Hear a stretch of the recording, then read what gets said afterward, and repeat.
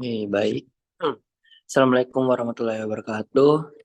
Eh, Perkenalkan kami dari kelompok 4 budaya birokrasi.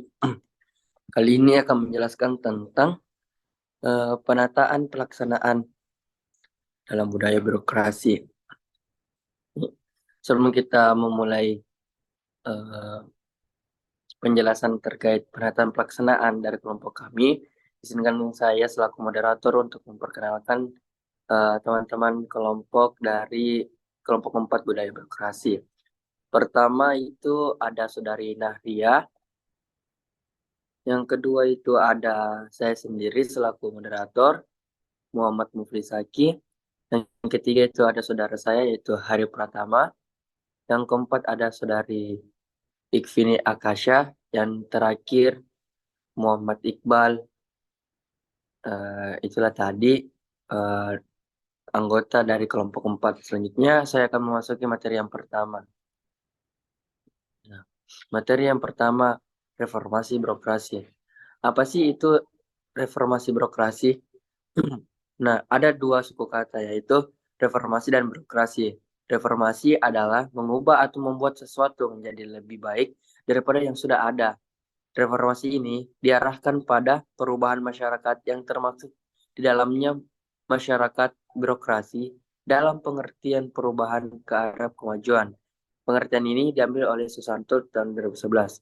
Sedangkan birokrasi adalah sistem pemerintahan yang dijalankan oleh pegawai pemerintah karena telah berpegang pada hierarki dan jenjang jabatannya. Nah, dari kedua pengertian tersebut, maka dapat kita simpulkan bahwa reformasi birokrasi merupakan salah satu upaya pemerintah untuk mencapai good government dan melakukan pembaruan dan perubahan mendasar terhadap sistem penyelenggaraan pemerintah, terutama menyangkut aspek-aspek kelembagaan atau organisasi, ketata laksanaan, dan sumber daya manusia peratur. Nah, itulah tadi pengertian dari reformasi birokrasi. Selanjutnya, kita masuk ke tujuan reformasi birokrasi dalam grand design-nya. Reformasi birokrasi memiliki tujuan untuk menciptakan birokrasi pemerintahan yang profesional dengan karakteristik adaptif, berintegritas, berkinerja tinggi, bersih dan bebas korupsi, kolusi, dan nepotisme, mampu melayani publik, netral, sejahtera, berdedikasi, dan memegang teguh nilai-nilai dasar dan kode etik aparatur negara. Itulah tadi pengertian dari reformasi birokrasi dan tujuan reformasi birokrasi dalam grand design-nya. Selanjutnya saya serahkan ke materi kedua, dasar hukum, yaitu saudara saudari Nahria. Saya persilahkan. Baik, uh, langsung saja saya akan menjelaskan mengenai dasar hukum. Jadi di sini ada 6 dasar hukum uh, roadmap roadmap reformasi birokrasi. Yang pertama adalah pasal 19 ayat 3 Undang-Undang Dasar Negara Republik Indonesia tahun 1945. Kemudian Undang-Undang Nomor 39 Tahun 2008 tentang Kementerian Negara, Lembaran Negara Republik Indonesia Tahun 2008 Nomor 166, tambahan Lembaran Negara Republik Indonesia Nomor 4916. Kemudian yang ketiga, Peraturan Presiden Nomor 81 Tahun 2010 tentang Grand Design Reformasi Birokrasi 2020 sampai 2025.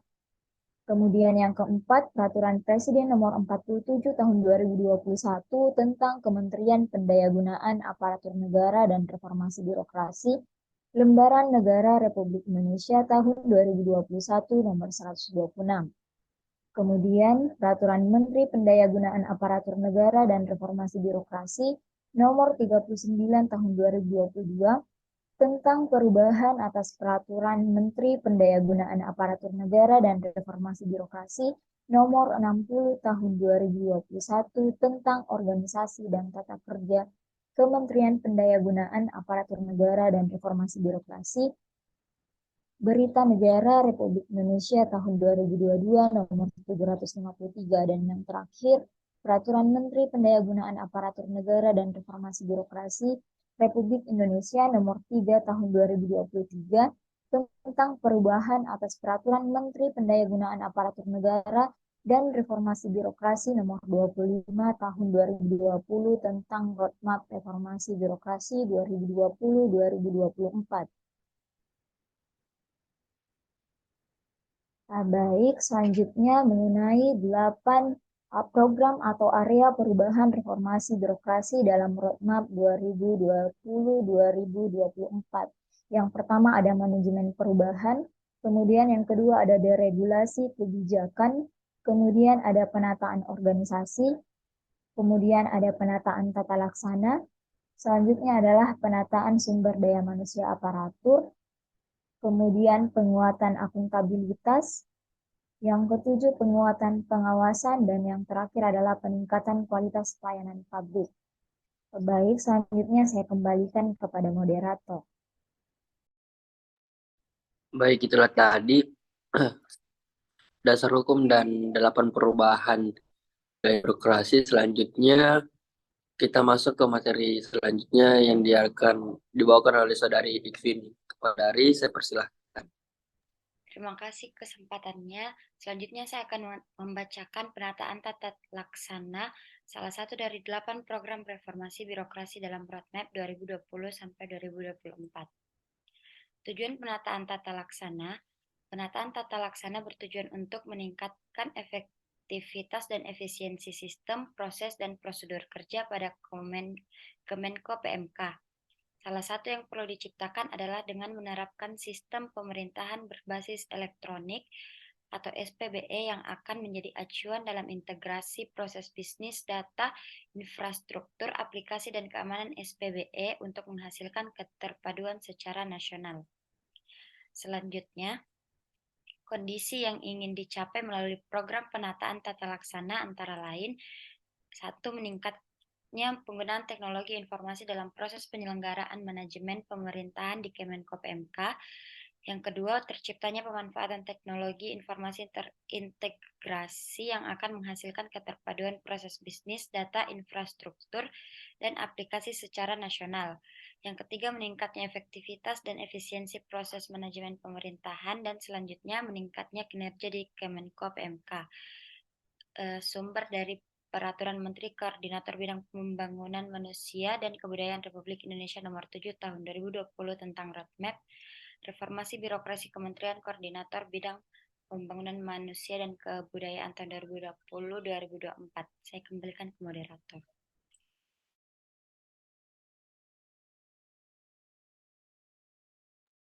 Oke, itulah tadi penyampaian materi dari Saudari Ikvini. Untuk selanjutnya saya serahkan kepada Saudari Iqbal untuk menyampaikan materi selanjutnya. Pada saudara, saya persilahkan. Baik, moderator, terima kasih atas kesempatannya. Materi yang akan saya bacakan yang pertama yaitu mengenai implementasi program reformasi birokrasi yang tentang perbaikan tata laksana. Telah diterbitkan Perpres nomor 95 tahun 2018 tentang sistem pemerintahan berbasis elektronik atau SPBE yang bertujuan untuk mewujudkan sistem pemerintahan berbasis elektronik yang terpadu baik di instansi pusat maupun pemerintah daerah. Arsitektur SPBE nasional akan digunakan sebagai acuan dalam pelaksanaan integrasi proses bisnis, data, infrastruktur, aplikasi, dan keamanan SPBE untuk menghasilkan keterpaduan secara nasional. Berdasarkan kebijakan tersebut, seluruh kementerian atau lembaga atau pemerintah daerah wajib menerapkan SPBE. Dengan melakukan penerapan SPBE yang terpadu, instansi pusat dan pemerintah daerah dapat memanfaatkan bagi pakai data, aplikasi, dan infrastruktur SPBE sehingga dapat meminimalisir duplikasi pengembangan atau pembangunan SPBE dan mengurangi pemborosan dalam pembelajaran TIK. Dalam hal ini, akan berdampak pada peningkatan kualitas layanan pemerintah berbasis elektronik, peningkatan penerapan tata laksana berbasis elektronik, dan terwujudnya tata kelola pemerintahan yang efektif, efisien, transparan, dan akuntabel. Selanjutnya yaitu komponen-komponen aspek pemenuhan, aspek hasil antara, dan aspek reform penataan tata laksana yang diatur dalam Peraturan Menteri Koordinator Bidang Pembangunan Manusia dan Kebudayaan Republik Indonesia Nomor 7 Tahun 2020 tentang Roadmap Reformasi Birokrasi Kementerian Koordinator Bidang Pembangunan Manusia dan Kebudayaan tahun 2020-2024. Aspek yang pertama yaitu mengenai aspek pemenuhan, di mana poin-poinnya ada 4, yaitu yang pertama, proses bisnis dan prosedur operasional tetap atau SOP. Yang kedua, sistem pemerintahan berbasis elektronik atau SPBE. Yang ketiga, keterbukaan informasi publik. Dan yang keempat, perubahan pola pikir dan kebudayaan kinerja. Aspek selanjutnya yaitu aspek hasil antara, di mana terdapat 6 poin. Yang pertama, kualitas pengelolaan arsip diukur dengan nilai hasil pengawasan. Yang kedua, kearsipan dari ANRI. Yang ketiga, kualitas pengelolaan pengadaan barang dan jasa atau indeks tata kelola pengelolaan barang dan jasa dari LKPP. Yang keempat, kualitas pengelolaan keuangan atau indeks pengelolaan. Yang kelima, keuangan dari Kementerian Keuangan. Dan yang keenam, kualitas pengelolaan aset atau pengelolaan aset dalam Kementerian Keuangan. Kemudian aspek yang terakhir adalah aspek reform, di mana terdapat 3 poin. Yang pertama, peta proses bisnis mempengaruhi penyederhanaan jabatan. Yang kedua, sistem pemerintahan berbasis elektronik atau SPBE yang terintegrasi. Dan yang ketiga, transformasi digital memberikan nilai manfaat. Baik, sekian yang dapat saya sampaikan. Saya kembalikan kepada moderator. Oke, itu tadi penyampaian materi dari Saudara Iqbal. Selanjutnya saya serahkan kepada Saudara Hari selaku pemateri terakhir. Kepada Saudara, saya persilahkan. Baik, terima kasih. Strategi pelaksanaan menurut Peraturan Menteri Koordinator Bidang Pembangunan Manusia dan Kebudayaan Republik Indonesia Nomor 7 Tahun 2020 tentang Reformasi Birokrasi Kementerian Koordinator Bidang Pembangunan Manusia dan Kebudayaan tahun 2020 sampai 2024. Yang pertama, arah kebijakan umum peningkatan penggunaan teknologi informasi dalam penyelenggaraan manajemen pemerintahan di lingkup Kemenko PMK.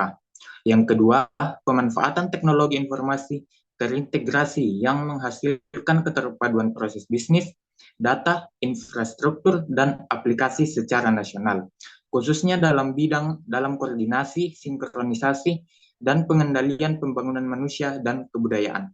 Strategi yang pertama, mereview dan mengembangkan proses bisnis serta prosedur operasional tetap. Yang kedua, membangun arsitektur SPBE dan peta rencana SPBE.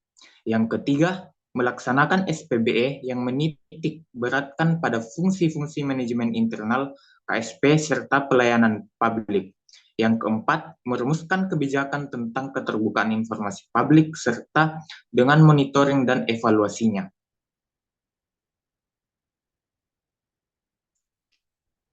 Selain itu, program, kegiatan, dan indikator keberhasilan deregulasi kebijakan. Yang pertama, kebijakan. Menerapkan tata kelola SPBE. Yang kedua, menetapkan manajemen SPBE. Yang ketiga, menerapkan layanan SPBE. Dan yang keempat, mengintegrasikan pemanfaatan IT dalam tata kelola pemerintahan. Yang kelima, mengimplementasikan manajemen kearsipan modern dan handal dari manual ke digital. Yang keenam, melakukan pengelolaan arsip sesuai aturan. Yang ketujuh, mengimplementasikan digitalisasi arsip. Yang kedelapan, melakukan pengelolaan keuangan secara tepat dan sesuai aturan. Yang kesembilan, melakukan pengelolaan atas aset sesuai dengan kaidah dan aturan yang berlaku. Dan yang kelima, implementasi keterbukaan informasi publik. Indikatornya yang pertama, indeks SPBE. Yang kedua, indeks pengawasan kearsipan. Yang ketiga, indeks pengelolaan keuangan. Dan yang keempat, indeks pengelolaan aset. Sekian yang bisa saya sampaikan. Saya serahkan kembali kepada moderator. Itulah tadi penyampaian materi dari kelompok kami, Budaya Birokrasi, yang mengambil pembaruan dari penataan pelaksanaan dari 8 pembaruan budaya birokrasi. Ya, sekian dan terima kasih. Mohon maaf jika ada kekurangan. Wassalamualaikum warahmatullahi wabarakatuh.